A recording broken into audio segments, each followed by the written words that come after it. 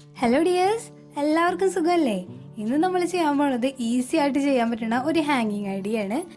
അപ്പോൾ ആദ്യമേ തന്നെ ഒരു കാര്യം പറയട്ടെ, ഞാൻ ഇത് നട്ടിട്ട് വളരെ കുറച്ച് ദിവസമായിട്ടുള്ളൂ. ഇത് ഒന്നുകൂടി വളർന്ന് നല്ല തിക്കായിട്ട് നിൽക്കുമ്പോഴാണ് ഇതിൻ്റെ ശരിക്കുള്ള ഈ ഭംഗി അറിയാൻ പറ്റുക.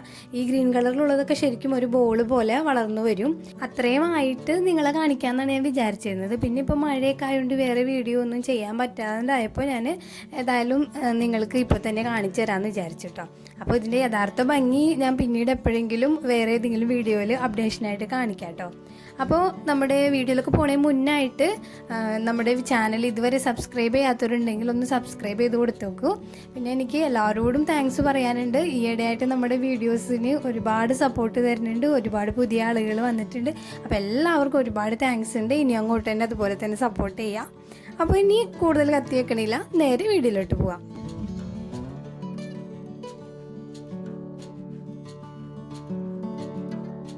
അപ്പോൾ ആദ്യം തന്നെ നമുക്ക് ഇതുപോലുള്ളൊരു ഹാങ്ങിങ് ഐഡിയ ചെയ്യാനായിട്ട് വേണ്ടത് ഇതുപോലത്തുള്ള ഓർക്കിഡ് ചട്ടികളാണ്.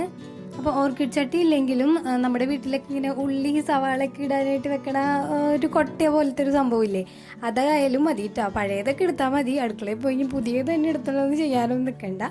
അപ്പോൾ ഞാനിപ്പോൾ ഒരു ഓർക്കിഡ് ചട്ടി എടുത്തിട്ടുണ്ട്. ഇത് റൗണ്ട് ഷേപ്പിലാണ് എടുത്തേക്കുന്നത്. ഗ്രാസൊക്കെ നടാൻ അതാണ് നല്ലത്. പിന്നെ ഇതിൻ്റെ കളറ് നമ്മൾ ഗ്രീൻ കളർ കിട്ടുകയാണെങ്കിൽ അത്രയും നല്ലത്. പിന്നെ ബ്ലാക്കും യൂസ് ചെയ്യുക, വൈറ്റ് പരമാവധി ഒഴിവാക്കാം കേട്ടോ. പിന്നെ നമുക്ക് ഇതിലേക്ക് വേണ്ടത് ഇതുപോലത്തെ ഷെയ്ഡ് നെറ്റാണ്. അപ്പോൾ ഇതും പഴയത് ഇവിടെ ഉണ്ടായിരുന്നത് ഞാൻ കഴുകിയൊക്കെ എടുത്തതാണ് കേട്ടോ. അല്ലാണ്ട് ഇതിനു വേണ്ടി പുതിയതൊന്നും വാങ്ങിച്ചതല്ല. നമ്മൾ മാക്സിമം വേസ്റ്റ് ചെയ്യുന്ന സാധനങ്ങൾ ഉണ്ടാക്കാറ്. അപ്പോൾ അതായത് ഇതുപോലത്തെ ഒരു പീസ് എടുത്തിട്ടുണ്ട്. ഇത്രയൊന്നും വേണ്ടി വരില്ല കേട്ടോ. ഞാനെങ്കിലും മടക്കുന്നത് എങ്ങനെയെന്നൊന്ന് കാണിച്ചെന്നുള്ളൂ. ഇത് നമ്മൾ ഇതുപോലെ രണ്ടാക്കി മടക്കിയിട്ടാണ് ഉപയോഗിക്കുന്നത്. ഇത് ഈ ഒരു ഓർക്കിഡ് ചട്ടിയുടെ വലിപ്പത്തിൽ നമ്മൾ വെട്ടിയെടുക്കണം. അപ്പോൾ ആദ്യം തന്നെ വെട്ടുന്നില്ല, ഞാൻ ഈ ഒരു സൈഡ് ഇതിലേക്ക് ഇങ്ങനെ ഇറക്കി വെച്ചിട്ട് പോട്ടി മിക്സൊക്കെ നിറച്ചതിന് ശേഷം ഇതൊന്ന് നന്നായിട്ട് ടൈറ്റ് ആക്കിയതിന് ശേഷം മാത്രം ബാക്കി മുറിച്ച് കളയാമെന്നാണ് വിചാരിക്കുന്നത്.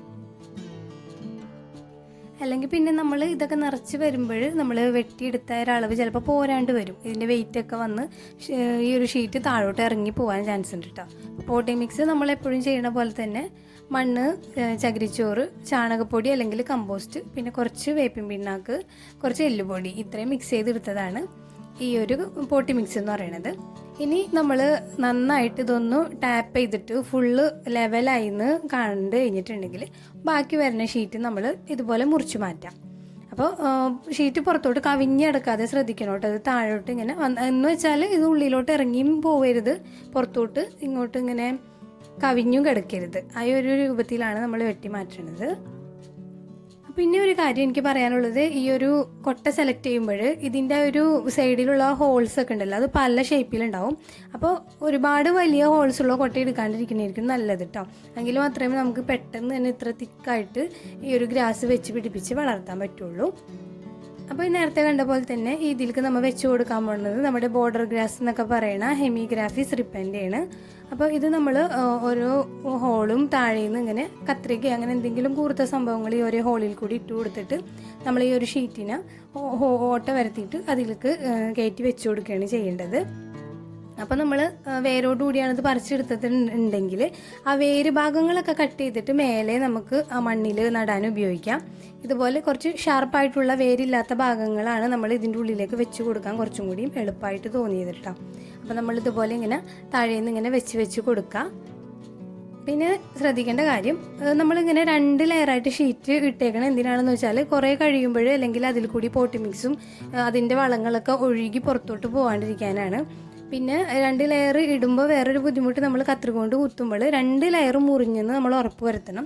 അപ്പോൾ 1-2 പ്രാവശ്യം കത്രിക ഒന്ന് കയറ്റി ഇറക്കിയാൽ അത്രയും നല്ലത്. എങ്കിൽ മാത്രമേ ഈ ഒരു ഗ്രാസിന് നല്ല സ്മൂത്തായിട്ട് അതിൻ്റെ ഉള്ളിലേക്ക് കയറിയിരിക്കാൻ പറ്റുള്ളൂ. അങ്ങനെ നമ്മളിത് മുഴുവനും വെച്ച് കഴിഞ്ഞ് പിറ്റേ ദിവസമാണ് കാണുന്നത്. അപ്പോൾ ഇത് നമ്മൾ വെക്കുമ്പോൾ തന്നെ ഗ്രാസൊക്കെ ചെറുതായിട്ടൊന്ന് ഇളകണ പോലെയൊക്കെ ഉണ്ടാവും. പിന്നെ സൺലൈറ്റും അതുപോലെ വെള്ളവും എല്ലാം കിട്ടി കഴിയുമ്പോൾ ഇത് നന്നായിട്ട് ഹെൽത്തി ആയിട്ട് നിവർന്ന് നിൽക്കണത് കാണാൻ പറ്റും കേട്ടോ. അപ്പോൾ എൻ്റെ കയ്യിൽ ഒരുപാട് ഗ്രാസ് ഉണ്ടായിരുന്നില്ല. നല്ല തിക്കായിട്ട് വെക്കുകയാണെങ്കിൽ പെട്ടെന്ന് തന്നെ നമുക്കിത് ഫിനിഷിംഗ് ആയി കിട്ടും. ഞാനിപ്പോൾ ഇത് വളർന്നു വരുമ്പോൾ ഇതിൽ നിന്ന് ട്രിം ചെയ്ത് മാറ്റണ പീസുകളിൻ്റെ ഇടയിൽ ഇങ്ങനെ കുത്തി കൊടുത്ത് തിക്കാക്കാന്നാണ് വിചാരിക്കുന്നത്. ഇതിപ്പോൾ ഏകദേശം ഒരാഴ്ചയ്ക്ക് ശേഷമാണ് നിങ്ങളിപ്പോൾ ഈ കണ്ടുകൊണ്ടിരിക്കുന്നത്. അത്യാവശ്യം ഇത് വളർന്നു വന്നിട്ടുണ്ട്. പിന്നെ ഞാൻ കുറച്ചും കൂടിയും ഗ്രാസ് ഉണ്ടായിരുന്നതും കൂടിയും അത് ട്രിം ചെയ്ത് മാറ്റിയപ്പോൾ ഇതിലേക്ക് കുത്തി കൊടുക്കുകയാണ് ചെയ്തത്. അപ്പോൾ ഇതുപോലെ നമ്മളിത് ഫുൾ ഫിനിഷിങ്ങിൽ വളർന്ന് വരാൻ കുറച്ച് വെയിറ്റ് ചെയ്യേണ്ടി വരും. അപ്പോൾ മേലെ ഞാൻ ആ വേരുകൾ കട്ട് ചെയ്തിട്ടുകൊണ്ട് കുറച്ചും കൂടിയും തിക്കായി വരാൻ കൂടുതൽ സമയമെടുക്കും. നിങ്ങളുടെ കയ്യിൽ കൂടുതൽ ഗ്രാസ് ഉണ്ടെങ്കിൽ മേലേലും മുഴുവനായിട്ട് നമുക്ക് നല്ല തിക്കായിട്ട് തന്നെ വെച്ച് കൊടുക്കുകയാണെങ്കിൽ പെട്ടെന്ന് തന്നെ ഫിനിഷിംഗ് ആയിട്ട് ഒരു ബോൾ പോലെ കിട്ടും. ഇതേ മെത്തേഡിൽ തന്നെ ഞാൻ വാൻഡറിങ് ജൂ ചെയ്തെടുക്കണതാണ് ഈ കാണുന്നത്. അപ്പോൾ ഇതിന് ഞാൻ റൗണ്ട് ഷേപ്പിലുള്ള ചട്ടിയല്ല കേട്ടോ ഉപയോഗിച്ചിട്ടുള്ളത്. ഇത് കുറച്ചും കൂടി നീളത്തിലുള്ള കുറച്ചും കൂടി വലിയ ഹോൾസ് ഉള്ള ഓർക്കിഡ് ചട്ടിയാണ് ഞാൻ ഉപയോഗിച്ചിട്ടുള്ളത്. പക്ഷേ നെറ്റ് നമ്മൾ നേരത്തെ എടുത്തതിൻ്റെ ബാലൻസ് ഗ്രീൻ കളർ നെറ്റ് ഉള്ളതുകൊണ്ട് ഞാൻ അത് തന്നെ വെച്ച്. അപ്പോൾ ഇത്രയും ഭാഗം ഞാൻ 2 ദിവസം മുമ്പ് വെച്ചതാണ് കേട്ടോ. അതുകൊണ്ടാണ് അവർ നല്ല ഹെൽത്തി ആയിട്ട് നിവർന്ന് നിൽക്കുന്നത്. അപ്പോൾ ബാക്കി ഇനി ഇപ്പോൾ വെക്കാമെന്ന് വിചാരിച്ച്. അപ്പോൾ ഇതും നമ്മൾ നേരത്തെ ചെയ്ത പോലെ തന്നെ തണ്ടിന് കയറി പോകാനായിട്ട് നല്ല സ്മൂത്തായിട്ടുള്ള ഹോൾ നമ്മൾ ഇട്ട് കൊടുക്കണം. അല്ലെങ്കിൽ കയറ്റി വെക്കുന്ന സമയത്ത് തണ്ട് ഡാമേജ് ആയി പോയിട്ടുണ്ടെങ്കിൽ പിന്നെ അതുമൊന്ന് വേരൊക്കെ പിടിച്ച് വരാൻ ബുദ്ധിമുട്ടായിരിക്കും. അപ്പോൾ നമ്മൾ ഇതുപോലെ തന്നെ ഇതും ഇങ്ങനെ ഓരോന്നായിട്ട് വെച്ച് കൊടുക്കാം. അപ്പോൾ ഇതുപോലെ ഹാങ് ആയി വരുന്ന ചെടികൾക്ക് നല്ലത് നമ്മൾ ഇതുപോലത്തെ ബാസ്ക്കറ്റ് എടുക്കുന്നതാണ്. പിന്നെ മറ്റുള്ള ഗ്രാസ് പോലുള്ള ചെടികളാണെങ്കിൽ നമ്മൾ നേരത്തെ കണ്ട റൗണ്ട് ഷേപ്പിലുള്ളത് എടുക്കുന്നതാണ്. വൈറ്റ് കളർ ചട്ടി എടുക്കേണ്ടെന്ന് പറയാൻ കാരണം ഇത് എത്ര തിക്കായിട്ട് വളർന്നു കഴിഞ്ഞാലും ഇതിൻ്റെ ഇടയിൽ ആ ചട്ടിയുടെ കളറ് എടുത്ത് കാണിക്കും. അപ്പോൾ ശരിക്കും പറഞ്ഞാൽ ഇത് ചട്ടി കാണാതെ നല്ല ലഷായിട്ട് വളർന്ന് നിൽക്കണ കാണാനാണ് നമുക്ക് കൂടുതൽ ഭംഗി ഉണ്ടാവുക. അപ്പോൾ അതുകൊണ്ടാണ് നമ്മൾ വൈറ്റ് ചട്ടി ഒഴിവാക്കുന്നത്.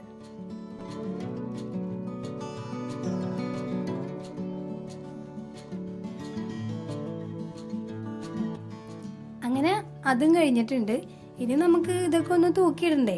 അപ്പോൾ അതിനുവേണ്ടി ഒരു ഹാങ്ങിങ് സെറ്റപ്പ് ഉണ്ടാക്കാം. അപ്പോൾ ഞാൻ ഈ ഒരു റൗണ്ട് ഷേപ്പിലുള്ളതിന് എടുത്തിട്ടുള്ളത് നമ്മൾ ചൂണ്ടയുടെ ഒക്കെ ഒരു നൂലാണ്, ടൈങ്കീസ് നൂലാണ് എടുത്തിട്ടുള്ളത്. അപ്പോൾ ഇത് കെട്ടുമ്പോൾ നല്ലോണം ശ്രദ്ധിച്ച് കെട്ടണം കേട്ടോ. നല്ല ടൈറ്റാക്കി കെട്ടിയിട്ട് പിന്നെ അതെന്തെങ്കിലും വെച്ചൊന്ന് പ്രസ് ചെയ്തിട്ട് നന്നായിട്ട് അമർത്തി വെക്കണം. അല്ലെങ്കിൽ ഇത് അഴിഞ്ഞു വീഴാനൊക്കെ ചാൻസ് ഉണ്ടാവും. ഒരു പ്രാവശ്യം നമ്മളങ്ങനെ പ്രസ് ചെയ്ത് വെക്കുകയാണെങ്കിൽ പിന്നെ ഇത് അഴിഞ്ഞൊന്നും വീഴൂല. അപ്പോൾ നമ്മൾ ഇത് കെട്ടാൻ കാരണം എന്താണെന്ന് വെച്ചാൽ നമുക്ക് പെട്ടെന്ന് ദൂരെ നിന്ന് നോക്കുമ്പോൾ ഈ ഒരു ഹാങ് ചെയ്തേക്കണ വള്ളി കാണൂല. എയറിൽ ഒരു ഗ്രാസിൻ്റെ ബോൾ ഇങ്ങനെ തൂങ്ങി കിടക്കണ കൂട്ടാണ് തോന്നാം. ഇപ്പോഴല്ല കേട്ടോ, വളർന്ന് ഫുള്ള് തിക്കായി കഴിഞ്ഞിട്ടുള്ള കാര്യമാണ് പറയണത്. അപ്പോൾ അങ്ങനെ നമ്മൾ 3 സൈഡും അങ്ങനെ വള്ളി കെട്ടി കൊടുക്കുന്നുണ്ട്. അപ്പോൾ ഉപ്പ ഹെൽപ്പ് ചെയ്യാൻ വന്നിട്ടുണ്ട് കേട്ടോ. അപ്പോൾ നമ്മൾ ഇതിനൊരു ഹുക്കും കൂടി ഉണ്ടാക്കണം. അപ്പോൾ ഞങ്ങൾ എങ്ങനെയാണ് ഹുക്കൊക്കെ ഉണ്ടാക്കണതെന്നുള്ളത് ഈ ഒരു വീഡിയോയിൽ തന്നെ കാണിക്കുന്നുണ്ട് കേട്ടോ. അപ്പോൾ കണ്ടില്ലേ, ദേ ഈ ഒരു കമ്പി വെച്ചിട്ടാണ് നമ്മൾ ഹുക്ക് ഉണ്ടാക്കണത്. ഇത് നമ്മൾ പൈസ ഒന്നും കൊടുത്ത് വാങ്ങണ കമ്പിയൊന്നും അല്ല കേട്ടോ. കൊടയൊക്കെ പഴയതായിട്ട് നമ്മൾ കളയാൻ സമയത്ത് അതുപോലത്തെ കമ്പി ഊരി എടുത്ത് വെക്കുന്നതാണ്. അപ്പോൾ ഇത് വേറൊരു ആവശ്യത്തിന് വലിയ ഹുക്കാക്കിയാണ് ഉണ്ടാക്കിയിട്ടുള്ളത്. ഇനി ഇതിപ്പോൾ കട്ട് ചെയ്തിട്ട് നമ്മൾ പ്ലെയർ വെച്ചിട്ട് ചെറിയ ഹുക്കാക്കി എടുക്കും. അപ്പോൾ എനിക്ക് ഇതൊക്കെ ചെയ്തു തരാറുള്ളത് ഉപ്പയാണ്. അങ്ങനെ ആ ഒരു 3 ടാങ്കീസും കൂടി നമ്മൾ കൂട്ടി അറ്റത്ത് ഒരു കെട്ടിട്ട് കൊടുത്തിട്ടുണ്ട്. ഇനി അതുമേലേക്കാണ് നമ്മൾ ഹുക്ക് വെക്കാൻ പോണത്. അപ്പോൾ ഈ ഒരു ഹുക്കിനെ നമുക്ക് ചെറുതാക്കി എടുക്കാം. ഈ ഹുക്കിടൽ പരിപാടിയൊക്കെ നമ്മൾ സന്ധ്യ സമയത്താണ് ചെയ്തത്. അപ്പോൾ വെളിച്ചമൊക്കെ പോയിട്ടുണ്ടായിരുന്നു. അപ്പോൾ അത് കാരണം ഈ ഒരു ഭാഗത്ത് കുറച്ച് ലൈറ്റ് കുറവുണ്ടാവും, എല്ലാവരും ക്ഷമിക്കുക. അങ്ങനെ നമ്മൾ ആ ഒരു 3 നൂലും കൂടി കൂട്ടി കെട്ടിയിട്ട് തൂക്കി പിടിച്ച് നോക്കിയപ്പോൾ 3 സൈഡും ബാലൻസ്ഡ് ആണ്. അപ്പോൾ നമ്മൾ ഇനി ഹുക്ക് ഉണ്ടാക്കാൻ പോവുകയാണ്. അപ്പോൾ ഇതെല്ലാവരും ചെയ്യണ പോലെ തന്നെ ആ കമ്പിയുടെ തുമ്പ് വശം നമ്മൾ പ്ലെയർ വെച്ചിട്ട് ഇങ്ങനെ അമർത്തി പിടിച്ചിട്ടൊന്ന് വളച്ചു കൊടുക്കുകയാണ്. പിന്നെ എനിക്കറിയാത്തൊരു കാര്യം ഉണ്ടായിരുന്നു കേട്ടോ. ഈ പ്ലെയറിൻ്റെ ഈ ഒരു സൈഡ് ഭാഗം വെച്ചിട്ട് കമ്പി കട്ട് ചെയ്യണ കാര്യം എനിക്കറിയില്ലായിരുന്നു. എൻ്റെ വിചാരം അത് കട്ട് ചെയ്യാൻ വേണ്ടി സെപ്പറേറ്റ് പ്ലെയർ ഉണ്ടെന്നാണ്. അങ്ങനെ അതും നമ്മൾ ഹാങ് ആക്കിയിട്ടുണ്ട്. ഇനി നമുക്ക് അടുത്ത ബാസ്ക്കറ്റ് എങ്ങനെ ഹാങ് ചെയ്യണമെന്ന് നോക്കാം. അത് ടാങ്കീസ് വെച്ചിട്ടല്ല ചെയ്യുന്നത്.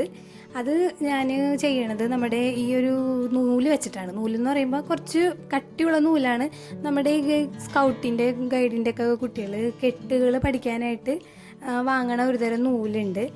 അതുപോലത്തെ ഉള്ളൊരു നൂല് എടുത്തിട്ടാണ് ഈ ബാസ്ക്കറ്റിൽ വേണമെങ്കിൽ നമുക്ക് ഹോളിട്ട് കെട്ടാം, അല്ലെങ്കിൽ അതിൻ്റെ വക്കിൽ കൂടി നമ്മൾ നേരത്തെ ചെയ്ത പോലെ കോർത്ത് കെട്ടാം. അപ്പോൾ ഇതിൻ്റെ വക്ക് കുറച്ച് വീതി ഉള്ള കാരണം നമ്മുടെ കെട്ട് ഒരുപാട് വലുതായിട്ട് പോകും. അപ്പോൾ അത് അത്ര ഭംഗി ഉണ്ടാവില്ല എന്ന് പറഞ്ഞിട്ട് ഉപ്പ ആ ഒരു വക്കിൻ്റെ ഭാഗത്ത് ഒരു 3 ഹോൾ ഇതുപോലെ കത്രിക വെച്ച് തന്നെ ഇട്ടിട്ട് ഇങ്ങനെ കോർത്ത് കെട്ടിയെടുക്കുകയാണ് ചെയ്തത്. അത് നിങ്ങളുടെ സൗകര്യം പോലെ ചെയ്യുക. ഇത് ടാങ്കീസുമ്മ കെട്ടിയാൽ ഇത് കുറച്ചുകൂടി വലിയ ബാസ്ക്കറ്റ് കാരണം അഴിഞ്ഞ് പൊട്ടി വീഴുമോ എന്നുള്ളൊരു സംശയം കൊണ്ട് ഞങ്ങൾ ഈ ഒരു ത്രെഡ് വെച്ചിട്ട് ചെയ്യണമെന്നുള്ളൂ. അങ്ങനെ അങ്ങനെ നമ്മുടെ ഈ ഒരു ഹാങ്ങിങ് ബാസ്ക്കറ്റിൻ്റെ ജോലിയും കഴിഞ്ഞിട്ടുണ്ട്. അപ്പോൾ പറഞ്ഞത് കുറച്ച് ലെങ്ത്തായി പോയോന്നൊരു സംശയമുണ്ട്. ആർക്കും ഒരു ഡൗട്ടും വരാതിരിക്കാനാണ് ഞാൻ ഡീറ്റെയിൽഡായിട്ട് പറഞ്ഞത്. ആർക്കെങ്കിലുമൊക്കെ ബോറടിച്ചെങ്കിൽ ക്ഷമിക്കണം. ഡീറ്റെയിൽഡായിട്ട് പറഞ്ഞു കഴിഞ്ഞാൽ സംശയങ്ങൾ കുറയുമല്ലോ എന്ന് വെച്ചിട്ടാണ് കേട്ടോ. അപ്പം ഇനി നമുക്ക് ഇതെങ്ങനെയാണ് നമ്മുടെ വീട്ടിൽ പകൽ വെളിച്ചത്തിൽ ഇപ്പോൾ ഹാങ് ചെയ്ത് കിടക്കണേന്നുള്ളത് കാണാം.